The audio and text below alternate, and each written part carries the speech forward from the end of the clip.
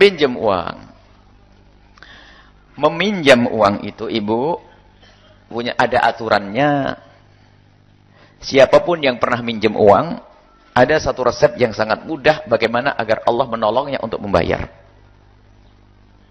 Jadi bagi siapapun yang pinjam utang, di saat kita mengambil uang dari orang tersebut, kuatkan di hati keyakinan saya harus membayar. Jangan ada lintasan untuk lari dari membayar. Kalau kita ada lintasan untuk lari dari bayar utang, langsung dipersulit oleh Allah. Dan itu janji, Nabi pernah menyebutkan. Sebab ada orang kalau pinjam sama orang kaya, mentang-mentang kaya, minjem, latah dia. Nggak pengen, Mbak. Nggak ada lintasan bayar. Yang kedua, catat, biarpun orangnya tidak mau mencatat. Saya pernah pinjam dengan beberapa ibunda-ibunda kita yang ada di sini, atau ayahanda kita di sini, saya pinjam. Tapi saya harus hitam di atas putih, kalau tidak saya tidak mau pinjam. Karena apa? Dengan mencatat itulah akan ditolong oleh Allah. Karena saya patuh dengan Al-Quran. Idza tadayantum bidainin ila ajalin musamman faktubu. Maka kalau di dalam hatimu tidak mau menulis, berarti ada niat mau lari, tidak akan ditolong oleh Allah. Sederhana kuncinya. Hitam di atas putih. Stamp apa? Materai. Ibu, berapa sih? 5 juta. 5 juta hitam di atas putih, tolong ditulis. Kata teman ibu, sudahlah wong, kamu kan dekat dengan saya. Enggak. Biarpun saya dekat, tetap saya pengen ditulis. Jadi yang minta nulis siapa? Kalau pengen cepat dibayar utangnya, yang pinjam itu minta ditulis. Kalau itu akan kemudahan. Maka kalau ada lintasan yang nanti mau lari, tidak akan ditolong oleh Allah. Dalam riwayat yang banyak. Ada orang jahat hatinya pinjam latah, pinjam. Tidak ada niat untuk membayar. Maka tidak akan ditolong oleh Allah. Dengan dicatat. Setelah dicatat, aman. Setan tidak akan menggoda, tidak bakal lari. Kemudian akan ada kemudahan dari Allah Subhanahu wa taala. Dan kemudian setelah itu apa? Sesuai dengan yang kita janjikan, segera. Dan kalau ternyata kita belum bisa membayar hutang pada waktu yang telah ditentukan, jangan lari. Karena membuat dia murka dan marah orang yang punya duit. Datang dan minta maaf. Minta maaf, sampaikan saya belum punya duit. Dan jangan bohong. Kalau ada orang punya duit bisa bayar utang, kalau ngomong tidak bisa, lalu ngaku tidak punya duit, lihat bakal nyungsep sengsara secepatnya. Kenapa? Zalim kepada orang yang telah berbuat baik kepadanya. Ini banyak. Kenapa orang semakin terbelit utang? Karena dia telah zalim di saat pinjam duit. Orang baik-baik malah dibohongin. Aduh, belum ada duit, padahal dia punya duit. Kalau memang butuh lagi, sampaikan saya utang 5 juta. Alhamdulillah ini saya ada duit 5 juta. Cuman saya masih butuh, boleh enggak saya pinjam lagi?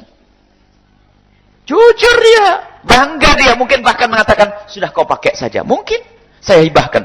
Tapi kadang-kadang sengsara itu urusan utang. Karena kita zalim kepada orang yang telah berbuat baik. Ini indahnya dalam jual beli. Patuhi syariat Nabi Muhammad. Ada sir, ada pertolongan dari Allah kalau begitu. Makanya orang yang pengen lari dari utang, nyungsep sengsara dia. Di dunia sengsara, di akhirat sengsara. Karena zalim dan zalim. Na'udzubillah. Di sisi lain, kalau ada orang minjamkan duit, jangan minta tambahan. Karena apa? Orang yang pinjam pasti orang butuh. Jangan kau memanfaatkan kesempatan dalam kesempitan seseorang. Orang capek kau tolong. Makanya riba itu dilarang. Kenapa? Tidak boleh membuka pintu kedoliman. Sebab kalau orang butuh itu biasanya sudahlah, pakai syarat apapun tetap mau. Apalagi yang anaknya sakit. Bu, sakit anaknya, harus cepat sembuh. Iya, makanya pinjemin saya duit. Ya sudah, saya pinjemin 5 juta, baliknya 6 juta ya. Dia mikir anaknya harus sembuh. Maka dia mengatakan, iya. Ini memanfaat kesempitan dari sebenarnya. Besok anaknya sakit giliran. Awas hati-hati. Karena zalim kepada orang yang butuh. Pinjemnya duit. Kalau mampunya dong. Kalau tidak. Lihat, kalau yang minjem orangnya kenal Allah, yang dipinjemi kenal Allah, enak. Bahkan bagi orang yang punya uang, lalu telah meminjamkan kepada seseorang, lalu orang tersebut benar-benar fakir dan gak punya duit, maka fanadhiratun ilai maisarah, wajib bagi saya untuk berikan tempo. Tidak boleh saya memaksa. Harus, gak bisa. Cuman kadang-kadang karena kebodohan kita, di saat kelihatan temannya mau bangkrut malah dikejar. Ini bodoh. Malah mestinya dibang. Sebab apa? Kalau dia punya utang kepada kita, lalu dia fakir, tidak punya duit, tidak boleh dipaksa. Sebab kalau dipaksa, mungkin dia akan mencuri setelah itu. Ini indah dalam utang piutang. Nah, kemudian di saat Anda telah pinjam uang, ini yang bertanyakan ibu. Kemudian Anda mengembalikan uang tersebut. Bolehkah saya telah pinjam duit kepada ibu 10 juta, saya pakai modal usaha. Janji saya Ramadan. Ternyata Ramadan alhamdulillah untungnya gede. Saya kembalikan 10 juta. Saya tambahi 50 juta. Juga boleh. Karena terima kasih. Asalkan tidak masuk dalam syarat transaksi. Boleh, Bu. Sebab sebaik-baik orang bayar utang ditambah. Cuman tambahannya itu tidak pakai syarat di awal. Pinjam. Bahkan syarat pun enggak harus pakai bunga ini. Enggak. Kadang-kadang pakai bahasa gini. Tahu diri aja ya. Itu sama. Sama itu. Bahasanya halus lagi itu. Ya kayak yang lainnya aja lah. Enggak ada riba. Cuman dia tahu diri. Sama itu. Sama itu. Akan tapi kalau memang kita telah pinjam, kita mengucapkan terima kasih, berikan tambahan. Terima kasih yang sesungguhnya. Subhanallah. Dan itu tidak dilarang. Yang dilarang adalah kita minta tambah. Itu adalah riba. Dan berurusan dengan riba adalah terkutuk di dunia dan terkutuk di akhirat. Wallahu a'lam bishawab.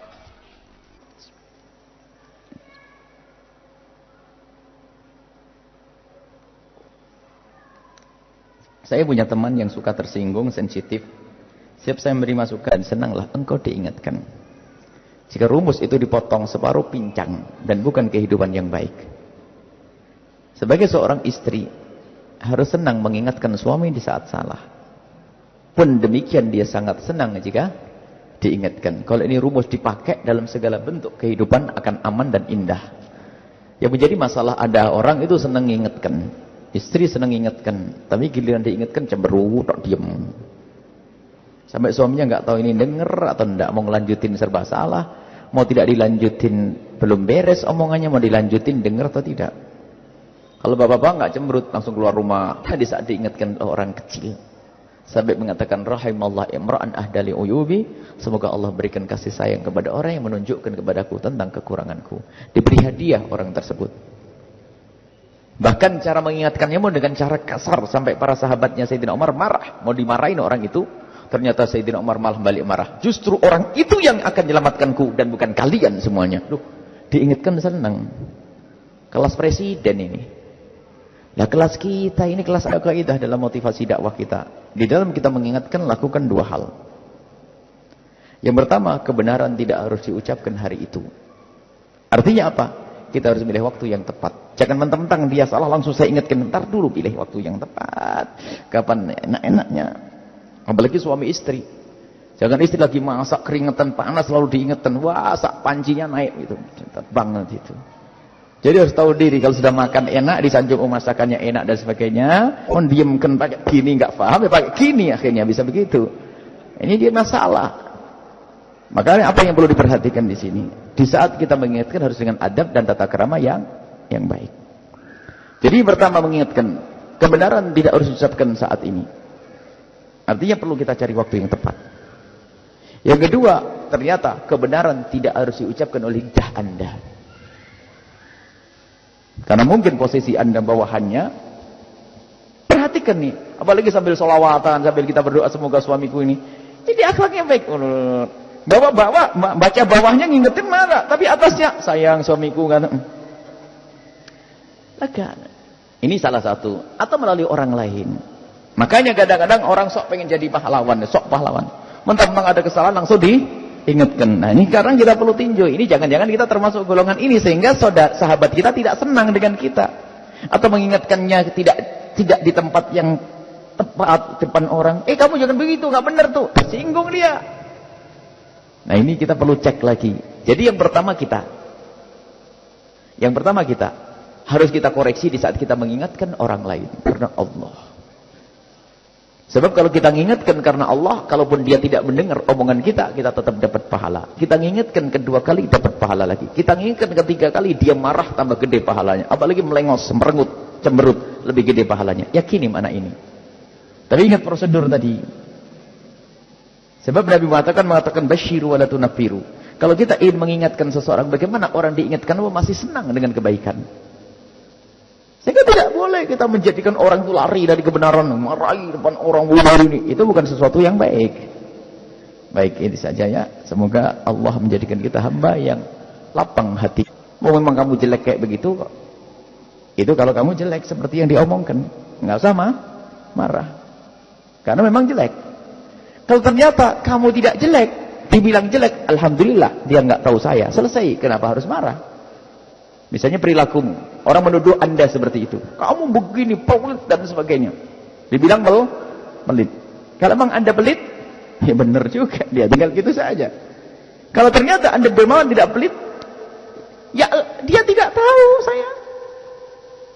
Ya alhamdulillah. Tetap tidak ada alasan untuk kita marah-marah. Ini adalah menata hati. Musuh, kita perangi, kita lawan, maka dengan begitu kita akan naik pangkat, mendapatkan kemuliaan di hadapan Allah Subhanahu wa taala. Wallahu a'lam bissawab.